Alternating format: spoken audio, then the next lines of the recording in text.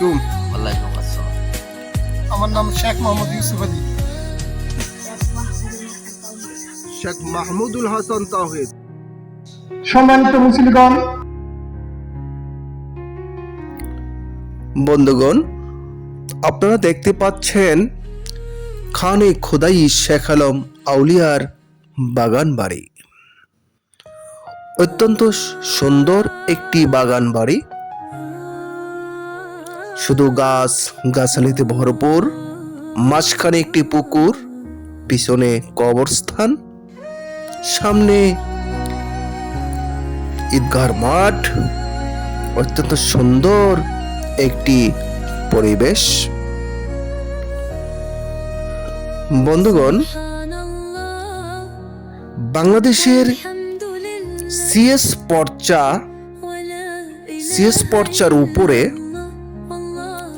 যদি কোথাও লেখা থাকে খানে খোদাই শেখ আলম মধ্যসত্য চিরস্থায়ী নিয়োজিত, তাহলে বুঝে নেবেন যে এটি আল্লাহর ওলি খানে খোদাই শেখ আলম আউলিয়ার বাগান বাড়ি। এই যে একটি পুকুর, অত্যন্ত সুন্দর একটি পুকুর, পিছনে কবরস্থান আপনারা দেখতে পাচ্ছেন। আল্লাহর ওলি সুদূর আরব দেশ থেকে ভারতীয় উপমহাদেশে ইসলাম প্রচারের উদ্দেশ্যে এসেছেন। এই বাগান বাড়ির কিছুটা দূরে, বেশি না, অল্প, তিতাস নদীটি বয়ে গেছে। অত্যন্ত সুন্দর পানি, টলমলে পানি, অত্যন্ত স্বচ্ছ পানি, যে কেউ দেখলে গোসল করতে মন চাইবে। দেখুন, অনেক সুন্দর একটি পরিবেশ, পানিগুলো অথই, একদম নীল পরিষ্কার, খুব সুন্দর দেখা যাচ্ছে। এই যে খানে খোদাই শেখ আলম আউলিয়ার বাগান বাড়ি, অত্যন্ত সুন্দর একটি বাগান বাড়ি আপনারা দেখতে পাচ্ছেন। এখানে অনেকে বিভিন্ন ফেস্টিভ্যালে এখানে আল্লাহর ইবাদত করেন। প্রতি বছর একটি বিরাট বড় মাহফিলের আয়োজন করা হয় এবং কাঙ্গালি বোস তথা সিন্নির আয়োজন করা হয়। অত্যন্ত সুন্দর একটি পরিবেশ আপনারা দেখতে পাচ্ছেন। কথিত আছে হযরত শাহ সুফি খানে খোদাই হযরত শেখ আলম আউলিয়া রহমাতুল্লাহ আলাইহি, তিনি তৎকালীন সময়ে অর্থাৎ ভারতীয় উপমহাদেশে তিনি বিচারকের দায়িত্বে নিয়োজিত ছিলেন। তৎকালীন সময়ে বিচারককে কাজী হিসাবে ডাকা হতো। আল্লাহর ওলি হযরত শাহ সুফি খানে খোদাই হযরত শেখ আলম আউলিয়া রহমাতুল্লাহ আলাইহি, তিনি অনেক বাগান বাড়ি রেখে গেছেন। ভারতে ওনার বাগান বাড়ি আছে এবং বাংলাদেশের বিভিন্ন ডিস্ট্রিক্টে ওনার বাগান বাড়ি রয়েছে। বাংলাদেশ সরকার যদি সিএস পর্চাতে ওনার নামটি দেখেন, একদম সিএস পর্চার উপরে লেখা আছে, দেখবেন খানে খোদাই শেখ আলম মধ্যসত্য চিরস্থায়ী নিয়োজিত। ধরে নিবেন ওই জায়গাটি হলো খানে খোদাই শেখ আলম আউলিয়ার।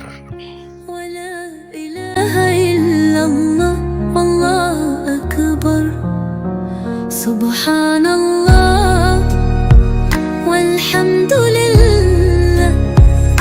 ওয়ালা ইলাহা ইল্লাল্লাহ আল্লাহু আকবার। সুবহানাল্লাহ ওয়ালহামদুলিল্লাহ ওয়ালা ইলাহা ইল্লাল্লাহ আল্লাহু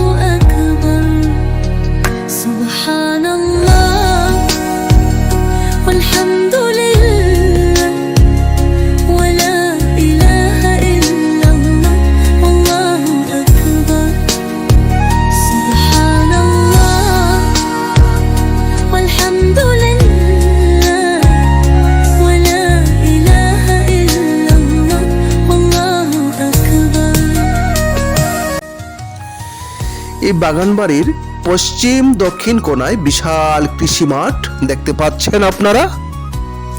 এই যে ব্যক্তিকে দেখতে পাচ্ছেন তিনি হচ্ছেন শেখ মফিজুল ইসলাম। ওনার বাবা ছিলেন প্রাক্তন উপজেলার চেয়ারম্যান জনাব আব্দুল মতিন সাহেব। তিনি এই বাগান বাড়িতে শায়িত আছেন। এই যে আপনারা দেখতে পাচ্ছেন তিনি অত্যন্ত সাদামাখা জীবন যাপন করছেন। ওনার একটি ছেলে বাংলাদেশ সেনাবাহিনীর উচ্চপদস্থ একজন কর্মকর্তা। উনি অত্যন্ত সাদামাটা জীবন যাপন করেন এবং প্রতি বছর এখানে এই একটি মাহফিলের সম্পূর্ণভাবে আয়োজন করেন সবার সম্মতিক্রমে। অত্যন্ত সরল মনের একটি মানুষ। আসসালামু আলাইকুম। ওয়ালাইকুম সালাম রহমতুল্লাহি ওয়া বারাকাতুহু। যে আপনার নাম? আমার নাম শেখ মোহাম্মদ ইউসুফ আলী। ইউসুফ সাহেব, আপনি কি করেন বর্তমানে? আপনার পেশা? একজন শিক্ষকতা পেশা আমার। যাক, আলহামদুলিল্লাহ, অত্যন্ত মহান একটি পেশা। যে আজকে আপনাকে দেখলাম যে আপনাদের একটা বাগান বাড়িতে ঈদ যাপন করেছেন আজকে।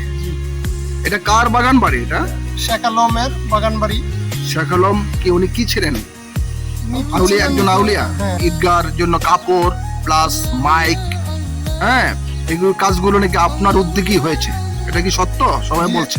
আলহামদুলিল্লাহ, আল্লাহর রহমতে সবার সহযোগিতায় আমি চেষ্টা করেছি, তো সেই বিধায় সবাই সহযোগিতা করেছে। ইনশাল্লাহ সেই প্রেক্ষিতে সবার সহযোগিতার মাধ্যমে আমি এই জিনিসগুলা আজকের এই ঈদগার ময়দানে উপস্থাপন করতে পেরেছি। তো বিশেষ করে কবরবাসীদের জন্য এবং এলাকাবাসীদের জন্য ইংরেজি মাসের প্রথম শুক্রবারে একটা দোয়ার ব্যবস্থা করা হয়েছে। তো এখানে বিভিন্ন মসজিদের ইমাম সব আসে। তো এই দোয়ার ব্যবস্থাটা যদি প্রচলিত থাকে তাহলে আলহামদুলিল্লাহ সবার সহযোগিতা প্রচলিত থাকলে আমি মনে করি সবার জন্য সহযোগিতা দরকার, এবং এটা আমার দৃষ্টিতে আশা করি আলহামদুলিল্লাহ সামনের দিকে এটা ভালো হবে। আচ্ছা, যেখানে মানে প্রতি মাসের প্রথম শুক্রবার একটা দোয়ার ব্যবস্থা খতম করেন। জি, জি। যেটা শুনলাম। জি। এখানে অনেক মসজিদের ইমাম সাহেবকে নিয়ে আসেন, তারা সবাই মিলে এখানে খতম করে। দোয়ার ব্যবস্থা যারা কবরবাসী আছেন তাদের এলাকাবাসী আছে। উপর রহমত বরকতের উদ্দেশ্যে এই জিনিসটা করে। জি, সবাই আসে এবং সবার সহযোগিতা করে এবং সবার মাধ্যমে এটা হয় ইনশাআল্লাহ। এটা তো অত্যন্ত ভালো একটি সওয়াবের কাজ অবশ্যই, আলহামদুলিল্লাহ। এবং কবরবাসীর জন্য অত্যন্ত সওয়াবের কাজ। এখানে আপনার আর ভবিষ্যৎ লক্ষ্য কি, যে আল্লাহর ওলির বাগান বাড়িতে আপনি কি করতে চাচ্ছেন? আরো কি হলে মনে হয় ভালো হয় আপনার দৃষ্টিতে? না, বাগান বাড়িটা পরিচর্যা করার জন্য চতুর্দিকে বাউন্ডারি সহ কবরস্থান আছে, কবরস্থানের বাউন্ডারি সহ, এবং পাশে যদি সুন্দর একটা মসজিদ এবং একটা মাদ্রাসার ব্যবস্থা করা যেত তাহলে দেখা যেত বিভিন্ন এলাকার লোকজন এসে এদিক দিয়ে চলাফেরা করে এখানে সময় মতো নামাজ পড়তে পারতো, এবং মাদ্রাসার ব্যবস্থা হলে অত্র এলাকার যে গরিব অসহায় এবং এতিম বাচ্চারা আছে তারাই এখানে পড়াশোনা করতে পারতো। তো সেক্ষেত্রে যদি হয় আলহামদুলিল্লাহ সবার সহযোগিতা হলে আমিও সহযোগিতা করবো, ইনশাল্লাহ হলে খুবই ভালো হয়। জি, তাহলে এখন অবশ্যই একটা যদি আল্লাহর ওলির বাগান বাড়িতে যদি একটি মাদ্রাসা হয় বা মসজিদ হয় অত্যন্ত ভালো। আচ্ছা, যে আপনাকে অশেষ ধন্যবাদ। জি, আপনাকে ধন্যবাদ।